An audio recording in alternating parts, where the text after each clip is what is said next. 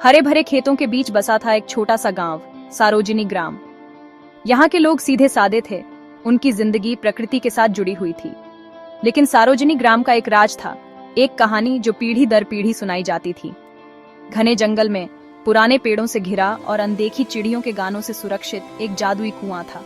कहते थे कि इस कुएं में जादुई शक्तियां थीं, इसका पानी बीमारों को ठीक कर सकता था और जमीन को उपजाऊ बना सकता था। लेकिन यह कुआं आसानी से नहीं मिलता था, ये सिर्फ नेक दिल वालों को ही दिखाई देता था। गांव वालों का मानना था कि एक परी इस कुएं की रक्षा करती है, उसकी आत्मा कुएं के जादू से जुड़ी है। वह कुएं की शक्ति की रक्षक थी, यह सुनिश्चित करती थी कि इसका लाभ सिर्फ जरूरतमंदों को ही मिले। उसकी दया और ज्ञान की कहानियां पीढ़ियों से चली आ रही थी, जिससे कुएं और उसकी रक्षक परी के लिए लोगों के मन में श्रद्धा और सम्मान था। कुछ गांव वालों का कहना था कि उन्होंने जंगल में उसकी मधुर आवाज सुनी है, जो उनके बीच छिपे जादू की याद दिलाती थी। ये कुआं सिर्फ पानी का स्रोत नहीं था, यह आशा का प्रतीक था, मुसीबतों में विश्वास की किरण था।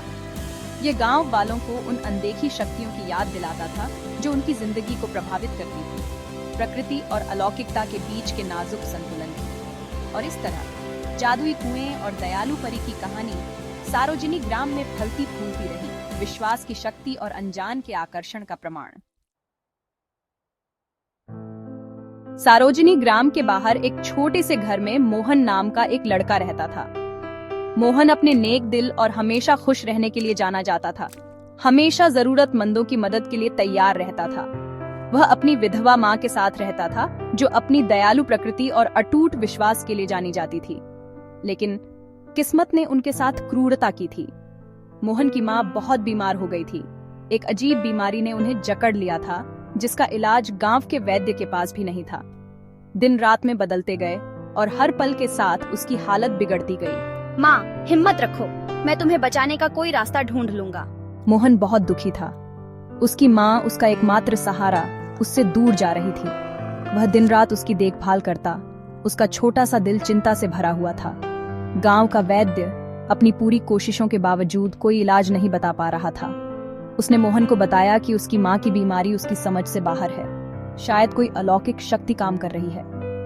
निराश होकर मोहन ने गांव के बुजुर्गों से सलाह ली। बेटा, एक कहानी है जो पीढ़ी दर पीढ़ी चली आ रही है। कहते हैं कि घने जंगल में एक जादुई कुआं है, जिसकी रक्षा एक परी करती है। इस कुएं के पानी में जादुई गुण है, जो सबसे खतरनाक बीमारियों को भी ठीक कर सकता है। मोहन की आंखों में आशा की एक किरण जगमगाई। उसने बुजुर्गों को सम्मान से प्रणाम किया। उसका दिल कृतज्ञता से भर गया। कृपया मुझे इस कुएं तक जाने का रास्ता बताइए। मैं अपनी माँ को बचाने के लिए कुछ भी करूँगा। बुजुर्गों ने एक दूसरे को गंभीरता से देखा। कुएं तक का सफर खतरों से भरा था, रास्ता रहस्य और अनिश्चितता से घिरा हुआ था। फिर भी मोहन के दृढ़ संकल्प ने उनके दिलों को छू लिया।